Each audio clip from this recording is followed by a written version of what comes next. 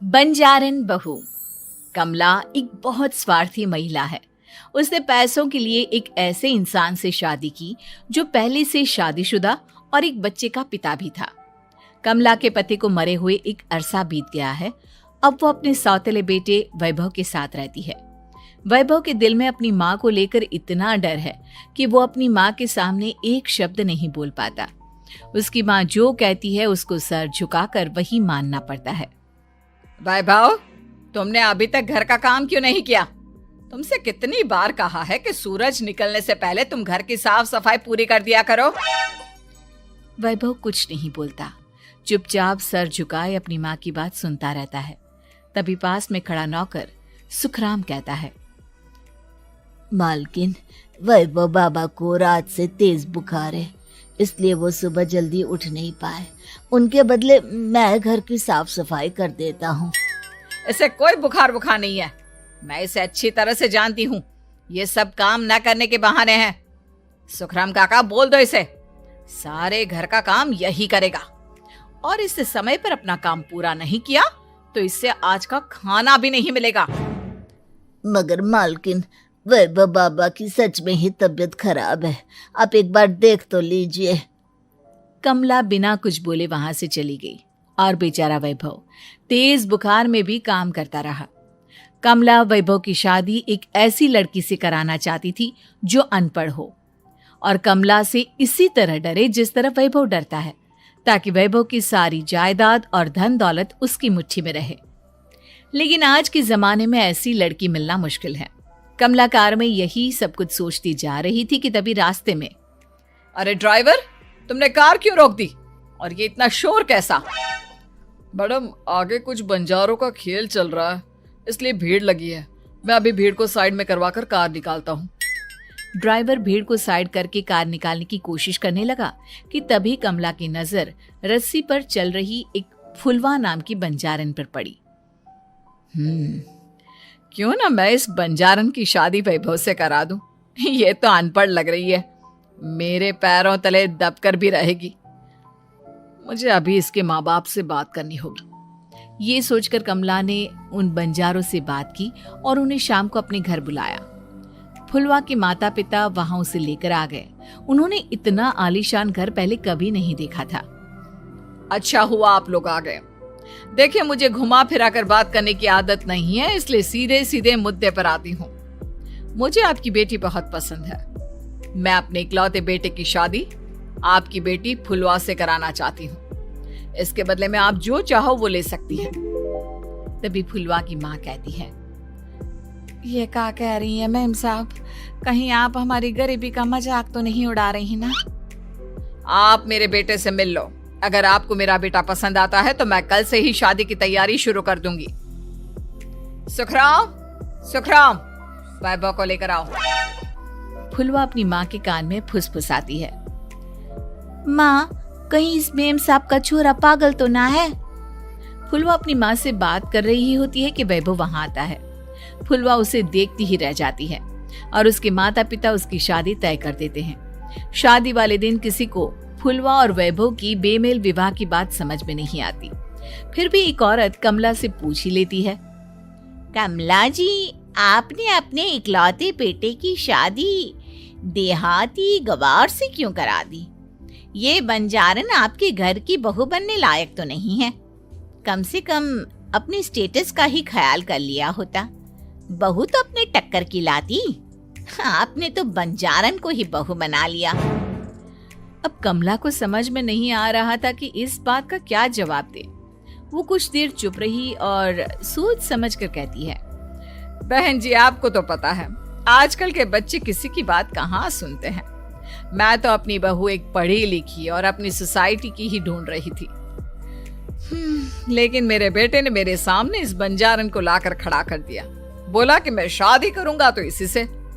अब भला मैं क्या करती? मुझे अपने बेटे के सामने झुकना ही पड़ा। कमला की ये बातें सुखराम भी सुन रहा था।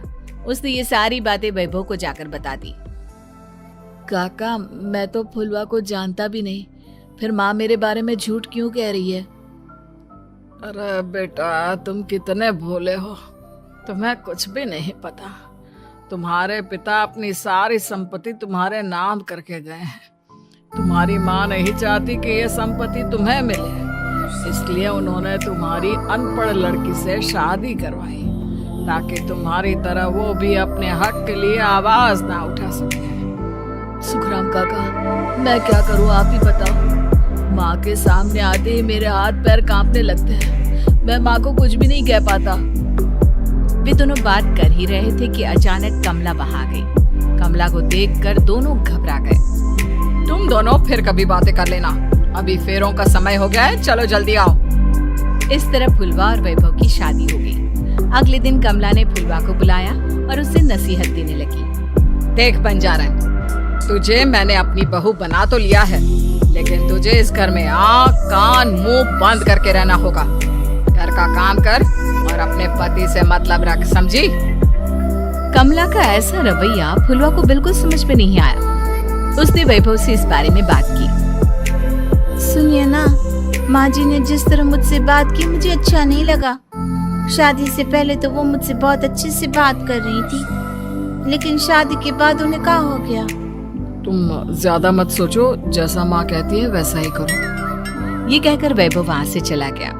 अगले दिन वैभव को घर के नौकरों की तरह काम करता देख फुलवा को बहुत हैरानी हुई। फुलवा ने इस बारे में सुखराम काका से बात की तो सुखराम काका ने फुलवा को सारी बात बता दी। अब फुलवा को समझ में आ गया कि उसकी सास ने एक बंजारन को बहू क्यों बनाया। एक दिन वैभव घर का काम कर रहा था, तभी उससे कांच की प्लेट टूट गई। किसने गिराई ये कांच की प्लेट? वैभव को वहाँ खड़ा देख कमला ने छड़ी से उसे मारना शुरू कर दिया। उसके पैर में कांच चुभ गया और खून बहने लगा, लेकिन फिर भी कमला उसे मारे जा रही थी। ये देखकर फुलवा ने कमला के हाथ से छड़ी छीन ली और तोड़कर फेंक दी। बंजारन, तेरी इतनी हिम्मत, तूने मेरे हाथ से छड़ी छीनी? कमला फुलवा को थप्पड़ मारने ही वाली थी कि फुलवा उसका हाथ पकड़ लेती है। ओ सस माँ, मैंने मॉम की गुड़िया ना समझ लियो। बंजारन हो बंजारन, ईंट का जवाब पत्थर से देना जानती हूँ।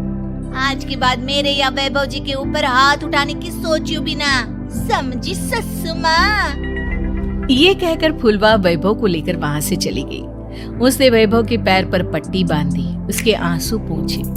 वैभव ने पहली बार किसी के दिल में अपने लिए इतना प्यार महसूस किया।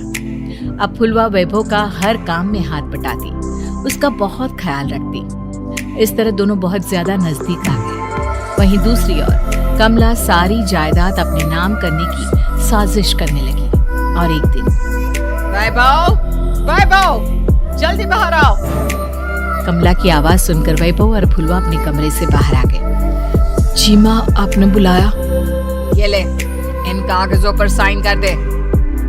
वैभव कागजों पर साइन करने ही वाला था कि फुलवा वैभव के हाथ से पेन छीनकर कहती है, ना वैभव जी, आप इस पर हस्ताक्षर नहीं करेंगे। आओ बंजारन, मैं तुझसे बात नहीं कर रही। ये बात मेरे और मेरे बेटे के बीच की है। चुपचाप पेन दे दे, नहीं तो तेरी खाल उधेड़ लूंगी। ससु माँ, बंजारन की खाल इतनी भी ढीली ना होवे कि कोई भी उधेड़ लेवे। जो यकीन ना आता हो तो देख ले उतार के। और हाँ, बंजारन जरूर हूँ पर अनपढ़ ना हूँ। मैंने भी पता है कि किसी भी कागज पर साइन करने से पहले उसे अच्छी तरह पढ़ लेवे। पेन देती है या नहीं? ये कहकर कमला फुलवा को मारने आई तो फुलवा ने कमला को धक्का दे दिया और वो नीचे गिर गई। कमला डरकर वहाँ से भाग गई। अब फुलवा ने वो कागज उठाए और वैभव के साथ सीधा वकील के पास चली गई। वकील ने वो कागज देखे और फुलवा को बताया, वैभव के पिता की सारी जायदाद और संपत्ति वैभव के नाम है, लेकिन वैभव की सौतेली माँ इस संपत्ति को अपने नाम कराना चाहती है, इसलिए इन कागजों पर वो साइन करा रही थी। तो अब हमें क्या करना चाहिए वकील साहब? वकील ने फुलवा और वैभव को सब कुछ अच्छी तरह से समझा दिया। अब दोनों घर पर पुलिस को लेकर पहुंचे। कमला पुलिस को देखकर घबरा गई। पुलिस ने कहा, आपके नाम की कंप्लेंट हुई है, आपको हमारे साथ थाने चलना होगा। कंप्लेंट? कैसे कंप्लेंट? आप अपने सौतेले बेटे पर बहुत अत्याचार करती हो, धोखे से सारी जायदाद अपने नाम करा रही हो। अब नहीं इंस्पेक्टर साहब, जरूर ये मेरी बहू की कोई साजिश है, इसने गलत कंप्लेंट की है।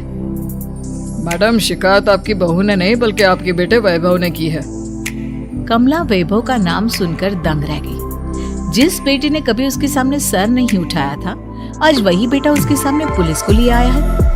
वैभव, तुम्हारी इतनी हिम्मत कि तुम पुलिस को ले आए? हाँ माँ, मैं लाया हूँ पुलिस को, और मेरे अंदर इतनी हिम्मत कभी ना आती अगर फुलवा मेरा साथ ना देती। आपने बंजारन बहू को लाकर अपने ही पैर पर कुल्हाड़ी मारी है माँ। मैडम, आपकी बातें खत्म हो गई हो तो चलो हमारे साथ। वैभव, मुझे माफ कर दो, मुझे थाने मत भेजो। आज के बाद मैं तुम्हें कभी नहीं मारूंगी, तुम्हें कभी परेशान नहीं करूंगी, मुझे माफ कर दो। वैभव अपनी कंप्लेंट वापस ले लेता है और पुलिस वहां से चली जाती है। वैभव अपनी सौतेली माँ से कहता है, मैंने पुलिस को वापस तो भेज दिया है, लेकिन मैं आपको माफ नहीं कर सकता। आपने बचपन से आज तक कभी मेरे सर पर हाथ नहीं रखा, हमेशा मुझे मारती रही, नौकरों की तरह बर्ताव करती रही। आप इस घर में नहीं रह सकती, चली जाइए यहाँ से। कमला घर छोड़कर चली गई और सड़क किनारे खड़ी होकर सोचने लगी, काश मैंने वैभव को माँ की तरह प्यार किया होता तो आज मैं इस तरह से बेसहारा ना हो जाती।